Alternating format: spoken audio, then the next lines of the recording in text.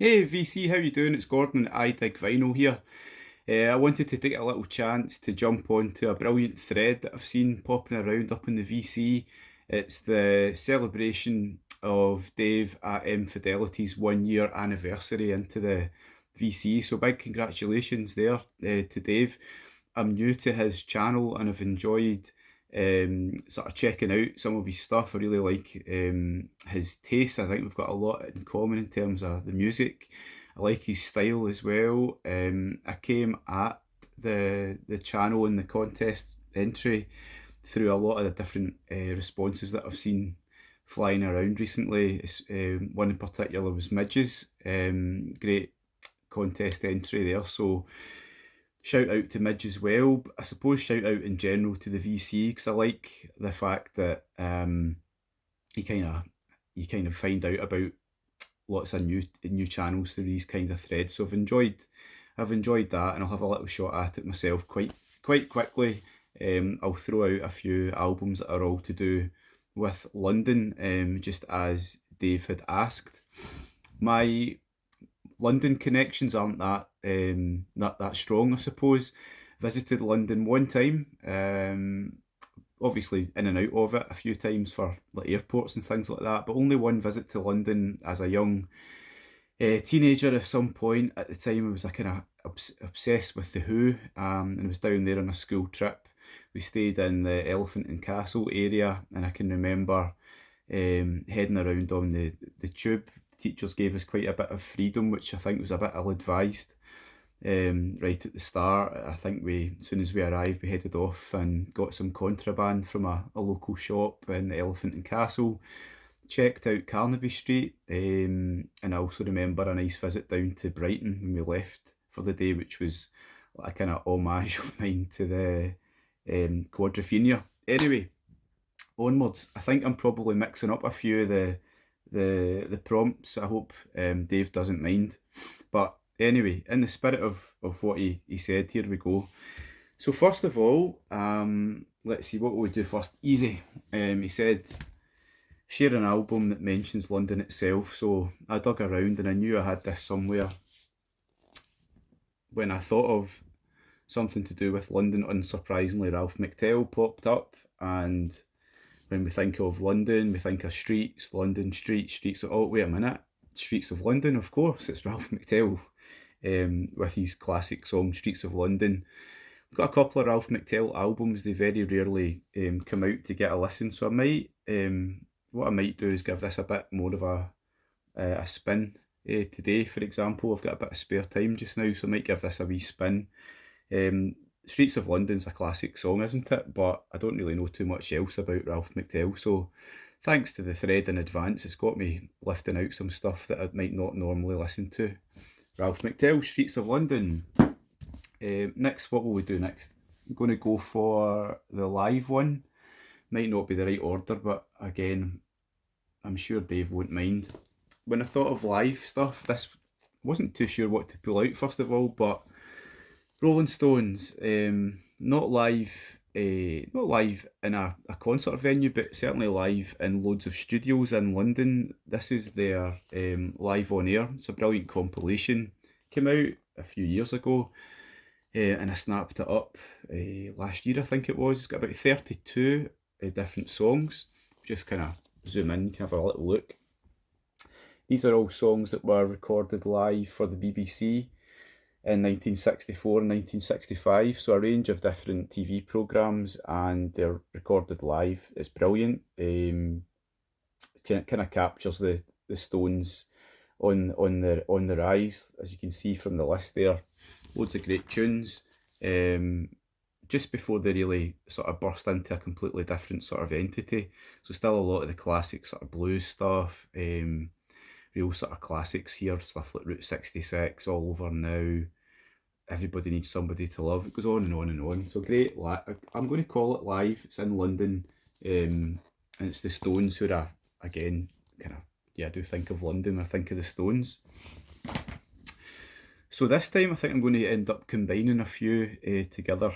So I struggled for a while when I was thinking about landmarks that would appear in a song or an album that I've got, and then I realised they're probably staring me in the face in some way. So also when I was thinking about album covers and photographs, so I'm going to end up showing you three here, but they probably combine into two, the different prompts. So let's see. As I said, my memories of London when I was about 17 or something down there, I was a massive Who fan, and it gives me a good opportunity to show this great cover. So the Who's first album, My Generation, that's the Brunswick cover version. I had this on CD, or still do have it on CD, and it actually would have helped me out for this particular thread, because the other versions have the Who right in front of Big Ben. Now, I'd be pretty sure that this is a photograph taken in London, but I'm not sure where, so I'm not going to get away with that right now. But classic album, but I'll continue with the Who because their compilation, which I saw Dave show himself recently, Meaty Beaty, Big and Bouncy, is a great compilation by the Who, but actually the photography is quite interesting too. So we open up the gatefold. What you're looking at here is the Railway Hotel, which I think is certainly in London, and specifically I think it's around the Harrow and Wealdstone station, I think. So it's an area that it's here because this is where the Who played a lot. It was a popular hangout for mods, and I do think, according to what I read, this is where Kit Lambert, the manager, spotted them playing. I think they played here a lot after Keith Moon joined the band. So it's the Railway Hotel, which I'm throwing out there as it shows off an area of London as well. And just, I don't know if I'm kind of mixing myself up a little bit more. A few more landmarks. When I was thinking about what to show here, obviously thinking about London, I think about the likes of the Jam, and I started looking into the background to this cover, which is it's a nice album cover. So it's got a lot of London in it. It's not all London. The telephone box is from Gravesend, which I think is not too far from London, but it's the photographer behind the artwork. He's from that area and he took that picture in his hometown. But I think most of the other photographs are from London. I read that he was kind of walking around the Camden West End and snapping away. So you've got things like a taxi, which was at King's Cross, I believe. There's the hearse and various other things, which I do think they've been taken around the Camden and the West End area. So that's combining some photography, album art and some places all at the same time. So two more to go. I've only got one to go. My goodness, I'm flying through here. Yeah, is this the last one? 1, 2, 3, 4. To show off an album that talks about a place in London, so I need to get the specs on for the streets, or the street here. The album is one of my favourite albums of last year by the brilliant Michael Head.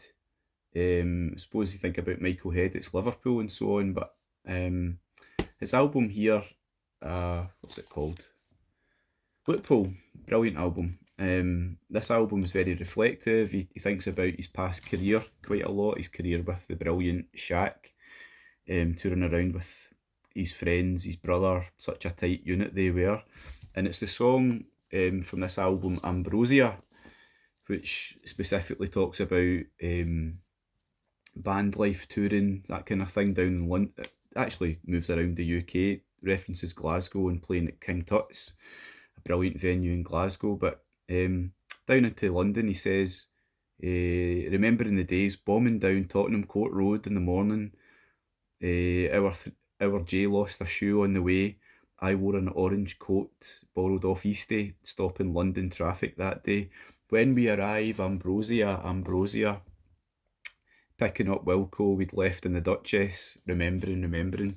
So remembering loads of good times when the boys, I think, were pretty much touring around London, probably drinking a bit too much as well, but certainly the sense of bond comes across really clearly in that song.